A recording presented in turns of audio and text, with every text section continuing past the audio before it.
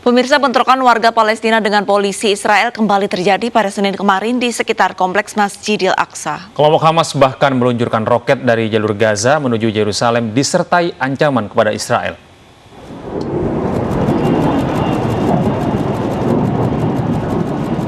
Kelompok Hamas pada Senin kemarin meluncurkan 7 roket dari jalur Gaza yang mengarah ke Yerusalem. Sirene udara tanda bahaya segera terdengar di seluruh kota Yerusalem. Lebih dari 500 orang Palestina luka-luka dalam bentrokan di Masjidil Aqsa sejak Sabtu lalu.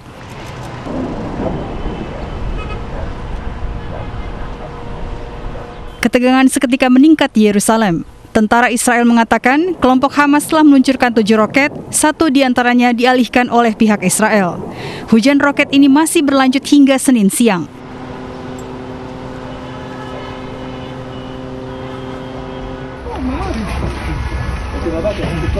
Serangan roket Hamas terlihat dari Beit Nefoka di dekat Yerusalem.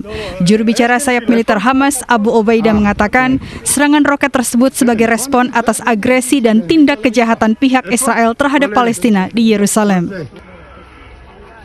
Dia mengancam bakal melakukan lebih banyak lagi serangan jika Israel kembali menginvasi kompleks Masjidil Aqsa yang disucikan umat Islam atau melakukan penggusuran terhadap keluarga-keluarga Palestina yang bermukim di Yerusalem Timur.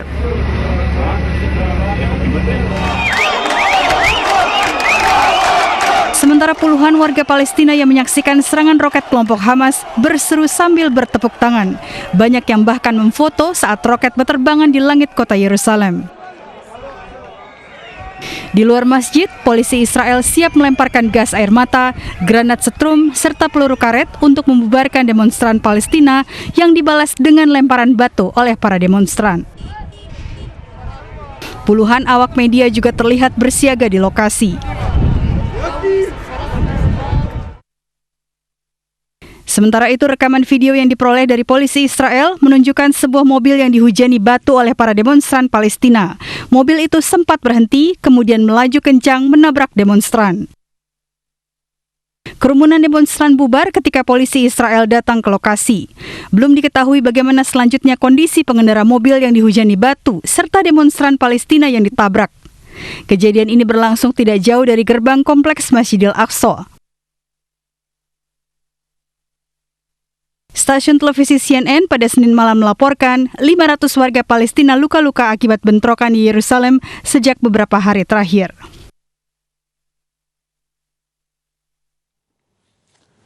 Pemirsa, bentrokan di Yerusalem turut mengundang simpati warga Turki. Ratusan warga menggelar unjuk rasa di depan kantor Konsulat Jenderal Israel di kota Istanbul pada Senin malam.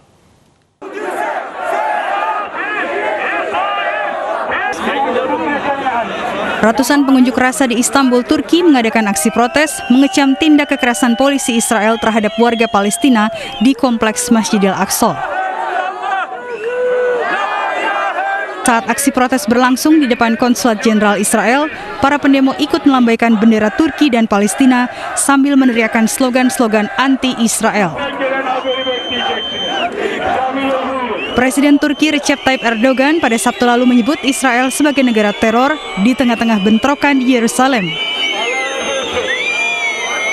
Erdogan menegaskan Turki akan selalu berada di sisi rakyat Palestina dan menyerukan seluruh negara Islam untuk bertindak tegas.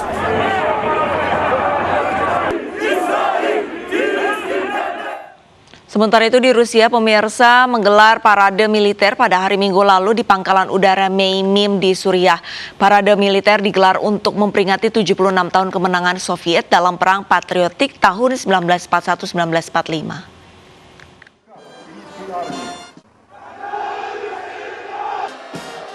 Merayakan 76 tahun kemenangan Soviet dalam Perang Patriotik Raya pada 1941 hingga 1945, Rusia hari Minggu lalu menggelar parade militer di pangkalan udara Meimim di Latakia, Suriah.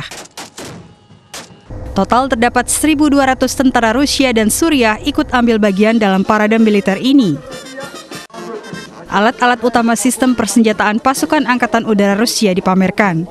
Di antaranya pesawat tempur Mikoyan 29, Sukhoi 34 dan Sukhoi 35, serta helikopter Mi-8 dan pesawat kargo komersial Ilyushin 76. Sedangkan beberapa kendaraan tempur seperti BTR dan Tiger juga dipamerkan dalam parade. يعني احنا كنا مبسوطين ان احنا قاعدين عم نشوف العرض العسكري الروسي وبعدين شفنا عرض سوري، فكان هذا الشيء شعرنا بالفخر، شعرنا هيك في ألفة كان بين الروس والسوريين، وان شاء الله بتضل هالألفة دائما على مدى السنوات. Hubungan Rusia dan Suriah sangat dekat. Rusia mendukung pemerintah Bashar al-Assad yang kini tengah berkuasa. Pada September 2015, Rusia ikut memerangi kelompok ekstrim dan teroris di Suriah berdasarkan permintaan Presiden Assad. Pada Desember 2017, Presiden Vladimir Putin mengumumkan penarikan mundur pasukan Rusia di Lanut Hemim di Latakia dan di satu pangkalan angkatan laut di Tartus.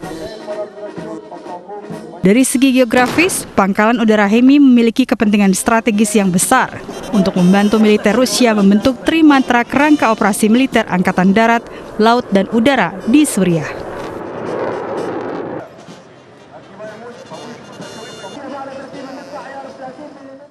Pemirsa, keputusan Amerika Serikat untuk menangguhkan paten vaksin COVID-19 disambut baik negara-negara anggota WTO. Proposal penangguhan paten vaksin ini sebelumnya diajukan India dan Afrika Selatan. Dan berikut laporan Virginia Gunawan dari VOA Washington DC.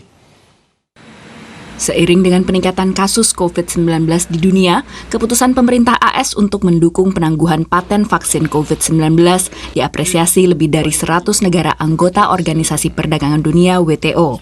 Oktober lalu, proposal penangguhan ini diajukan oleh India dan Afrika Selatan. It goes to show the influence we have as a country working together with others, that our voice and messages have weight. Dukungan AS ini memberikan tekanan di WTO untuk memulai negosiasi untuk mencari kompromi dengan negara-negara yang menolak penangguhan paten seperti Uni Eropa, Jepang, dan Inggris. Sending a message multilaterally that the United States is back and the United States cares not just about its own domestic interests but also internationally on the multilateral stage and is ready to play a leadership role. That's a very important signal. Berbeda dari proposal awal, AS hanya mendukung penangguhan paten vaksin, bukan perlindungan hak kekayaan intelektual teknologi lain yang berkaitan dengan COVID-19, seperti diagnosis dan pengobatan.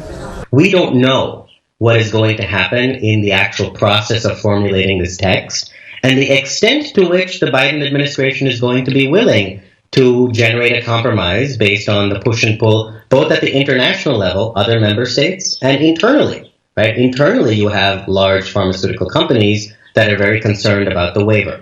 Beberapa pihak penentang penangguhan menyatakan terbuka untuk bernegosiasi, salah satunya Uni Eropa. And that's why we are ready to discuss how the US proposal for waiver on intellectual property protection for COVID vaccines could help achieve that objective. Tujuan penangguhan ini adalah penyetaraan akses vaksin, terutama bagi negara yang belum mampu membeli vaksin. Dukungan AS ini adalah langkah awal dari proses yang panjang. Keputusan WTO harus disetujui secara utuh oleh semua negara anggota agar bisa maju ke tahap selanjutnya. Jika negara anggota WTO sepakat, maka negara-negara anggota akan mengimplementasikan aturan untuk menghindari resiko hukum dari produksi vaksin generik di negaranya masing-masing. Penolakan juga datang dari industri farmasi yang menyatakan penangguhan ini bisa jadi pagar makan tanaman. You can have a sort of dangerous free-for-all where scarce supplies that are desperately needed to keep that manufacturing going end up being diverted potentially to companies that don't know what they're doing, and that will do more harm than good. Menurutnya, solusi lain untuk menyediakan vaksin adalah lewat perjanjian lisensi seperti yang telah dilakukan oleh AstraZeneca dan Serum Institute di India. Perjanjian seperti ini pun harus memenuhi standar menurut organisasi kemanusiaan. It has to be transparent, it has to be worldwide available, it has to be accountable.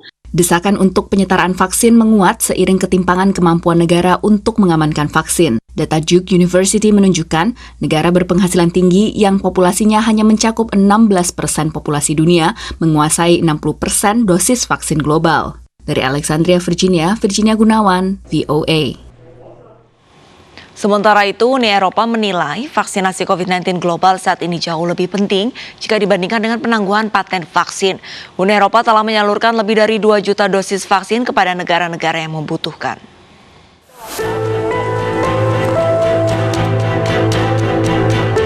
Dunia saat ini masih terus berperang melawan COVID-19. Amerika Serikat dan India menjadi dua negara peringkat teratas dalam jumlah kasus dan angka kematian pasien yang terinfeksi COVID-19. Pekan lalu, Presiden Amerika Serikat Joe Biden sepakat menangguhkan paten vaksin COVID-19 dan keputusan ini disambut baik 100 anggota Organisasi Perdagangan Dunia atau WTO.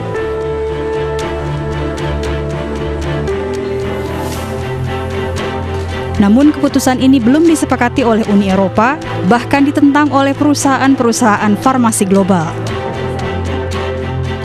Duta Besar Uni Eropa untuk ASEAN, Igor Driesman, dalam wawancara khusus dengan iNews Senin kemarin, mengaku paten vaksin bukan isu utama saat ini, melainkan percepatan vaksinasi global.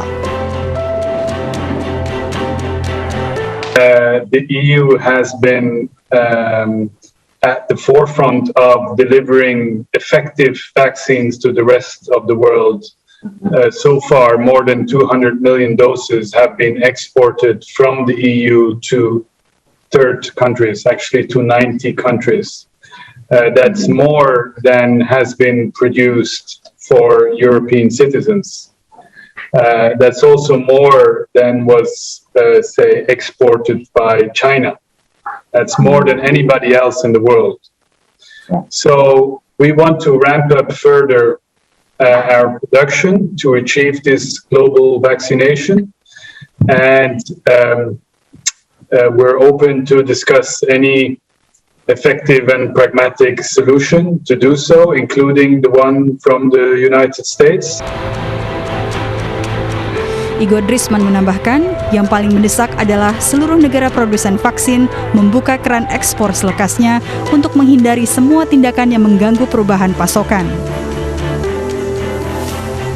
Menurut Driesman, saat ini masih banyak negara yang tidak mengizinkan ekspor vaksin, sehingga sulit memenuhi kesetaraan vaksin bagi pihak yang membutuhkan seperti India dan negara-negara di Afrika. We can discuss about the vaccine patent lift, but we all know that that will only have an effect in 1 or 2 years' time. So what we do need now is to ramp up the production and everybody to allow exports of their vaccines instead of piling up vaccines only for their own citizens, to be able to export them. Pandemi COVID-19 telah menekankan perlunya peningkatan kerjasama dan solidaritas. Upaya bersama Uni Eropa dan negara-negara anggotanya melalui Tim Europe telah memberikan bantuan sebesar 800 juta dolar euro untuk mendukung ASEAN dalam upaya respon dan pemulihan pandemi. Tim Europe saat ini juga merupakan pihak dengan kontribusi kedua tertinggi untuk COVAX Facility dengan dana sebesar 2,2 miliar euro untuk memastikan akses COVID-19 yang adil dan setara untuk semua.